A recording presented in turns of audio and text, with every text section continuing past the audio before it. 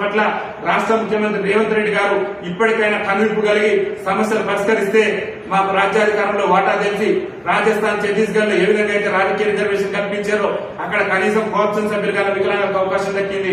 తెలంగాణలో కనీసం వికలాంగుల సమాజానికి పంచాయతీలో రాజకీయ అవకాశం లేదు. మేము పంచాయతీ నుంచి పార్లమెంట్ కు అడుగుతున్నాం. ఎందుకు అడుగుతుంది వికలాంగుల సమాజం అంటే 78 ఏళ్ల ఈ స్వతంత్ర భారతంలో భారతదేశానికి స్వతంత్రం వచ్చి 75 ఏళ్లు గడుస్తుంది.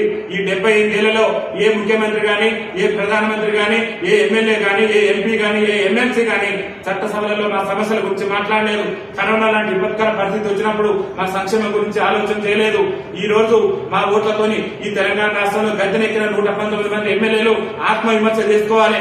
ఏనాడు కూడా ఈ తెలంగాణ రాష్ట్ర అసెంబ్లీ ఏర్పడి ఇప్పటికి 10 ఏళ్లు దాటి 11వ ఏడు కూడా పూర్తిగా వస్తుంది. ఏనాడు కూడా అసెంబ్లీలో వికలాంగుల సమస్యల పట్ల కనీసం 11 ఏళ్ల పరిపాలనలో 10 నిమిషాలు కూడా ఈ సకలాంగుల పాలకులు చర్చించలేదు. కాబట్టి వికలాంగుల సమాజానికి విద్య ఉద్యోగ రంగాలలో ఏ విధంగా అయితే రిజర్వేషన్ ఉండదో రాజ్యాధికారంలో కూడా చట్టసభలలో కూడా రాజకీయ రిజర్వేషన్ ఉంటేనే మా బతుకులు బాగుపడతాయి. మేము కూడా ప్రజాప్రతినిధులుగా, సర్పంచులుగా, ఎంపీటీసీలుగా, జెడ్పీటీసీలుగా, అసెంబ్లీకి శాసనసభ్యులుగా, ఎమ్మెల్యేలుగా వెళ్లి మా వాణి వినిపించుకునేటటువంటి అవకాశం ఉంటుంది. కాబట్టి చట్టసభలలో రాజకీయ రిజర్వేషన్ కల్పించేందుకు రేవంత్ రెడ్డి ప్రభుత్వం ముందుకు రావాలని చెప్పేసి మేము విజ్ఞప్తి చేస్తున్నాం. ముఖ్యంగా ఈ రాష్ట్ర ముఖ్యమంత్రి రేవంత్ రెడ్డి గారికి మేము పంచాయతీ నుంచి పార్లమెంట్ వరకు రాజకీయ రిజర్వేషన్ అడుగుతున్నాం.